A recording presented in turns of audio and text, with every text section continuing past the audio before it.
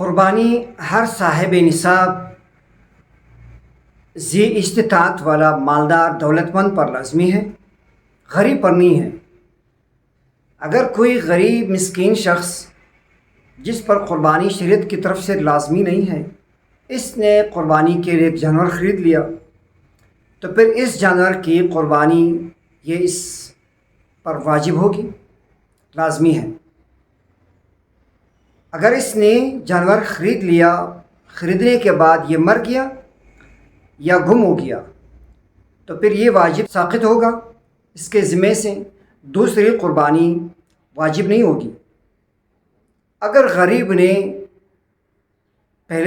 جو پہلا جانور ہے گم ہونے کے بعد دوسرا خرید لیا، پھر چند دن کے بعد وہ پہلا جانور وہ مل گیا، تو پھر دونوں کی قربانی اس کے ذمہ ہے، دونوں کو قربان کرنا ہے اس نے، کیونکہ شریعت کی طرف سے تو اس پر قربانی واجب نہیں تھی، لیکن اس نے اپنے اوپر لازم کیا، تو پھر اس کے بعد اپنے اوپر اس نے خود لازم کیا ہے۔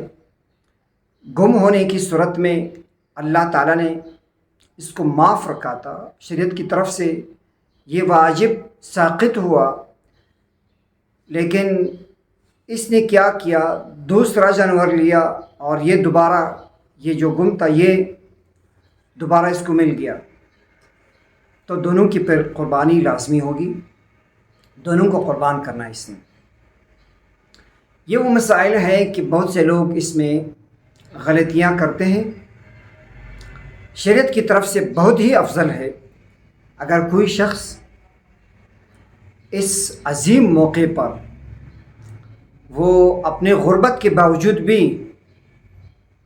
ایک جذبہ اپنے اندر پیدا کر کے یہ قربانی کرنا چاہے، اور قربانی کی نیت سے جانور خرید لیا، تو بہت بڑا سعادت ہے۔ یہ چھوٹی بات نہیں ہے، اور اس کے لیے بہت بڑا دل چاہیے۔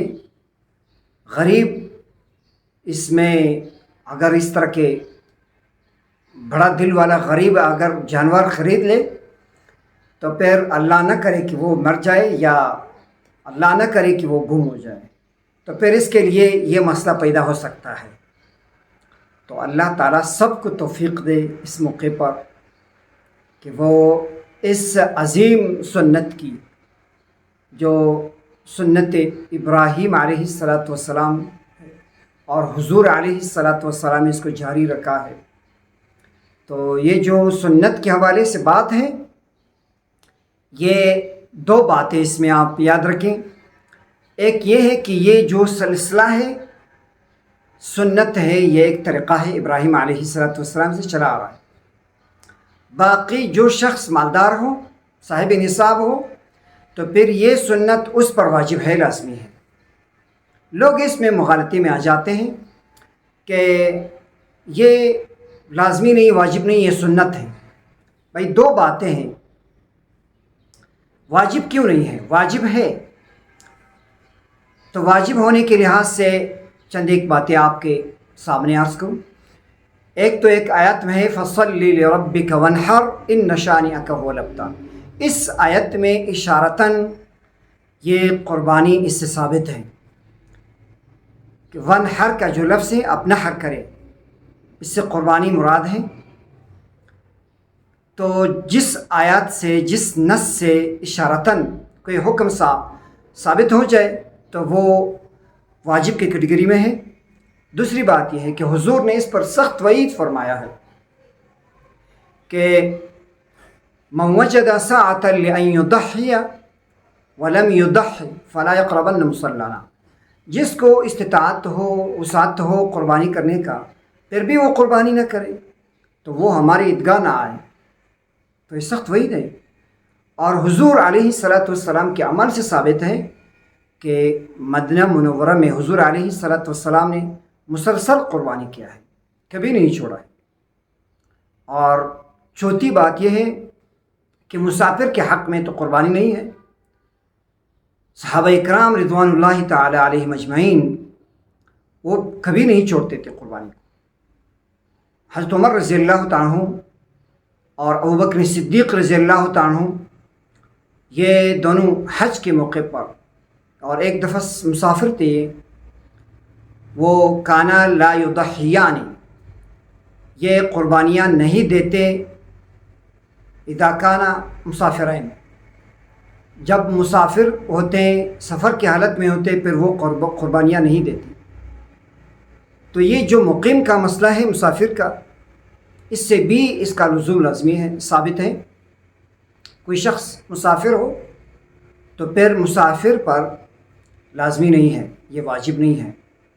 مقیم ہو تو پھر اس کے حق میں یہی فیصلہ ہے شریعت کی طرف سے، اگر آپ صاحب نصاب ہیں، وسعت رکھنے والا ہے، آپ کو استطاعت ہے، تو پھر آپ پر لازمی ہے، واجب ہے۔ جو ہمارے اکابر صحابہ اکرام رضوان اللہ تعالی علیہم اجمعین گزرے ہیں، سوائے اس عذر کے کہ وہ حالت سفر میں ہوتے، تو اس عذر کے علاوہ وہ کبھی نہیں چھوڑتے تھے۔ اور حضرت علی رضی اللہ تعالیٰ عنہ بھی یہی فرماتے ہیں کہ ولیس علی المسافر، کہ مسافر پر نہیں ہے جمعۃ ولا اضحیہ، کہ مسافر شخص پر اضحیہ اور جمعہ کی نماز یہ اس کے حق میں یہ ہے کہ اس پر یہ لازمی نہیں ہے، واجب نہیں ہے۔ باقی جو مقیم ہو جو شخص، تو پھر اس کے حق میں یہی فیصلہ ہے کہ اس نے قربانی کا جو جانور ہے ذبح کرنا ہے۔ تو اس سے اپنے آپ کو آپ کیوں چڑھانے کی کوشش کر رہے ہیں؟ آپ اگر صاحب نصاب ہیں تو یہ سنت مؤکدہ، باقی جتنے مذاہب ہیں، امام ابو حنیفہ رحمۃ اللہ علیہ کے علاوہ، اس کے علاوہ اور جتنے امام شافعی رحمۃ اللہ علیہ، امام مالک رحمۃ اللہ علیہ، اور اسی طرح امام احمد بن حنبل رحمۃ اللہ علیہ، سب ان کو سنت مؤکدہ مانتے ہیں۔ سنت مؤکدہ عملاً یہ واجب کے درجے میں ہے۔ یہ ایک فقہی اصطلاحات ہیں، ان کو سمجھنا ہے۔ ان کی سمجھ وہ لوگ ان کو سمجھ سکتے ہیں جو اس میدان کے لوگ ہیں، جو علماء ہیں، وہ ان باتوں کو جانتے ہیں۔